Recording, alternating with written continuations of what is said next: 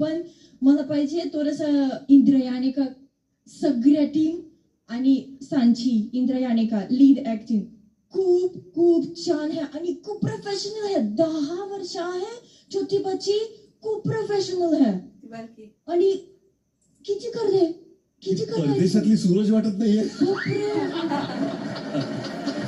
परदेशातली सूरज खूप खूप चांगले आहे. सूरज किती गोल गोल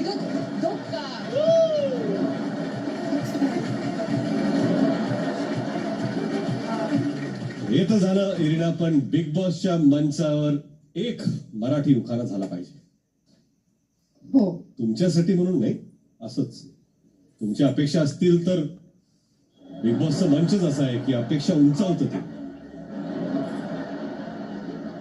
त्या मंचाचं जे वैभव आहे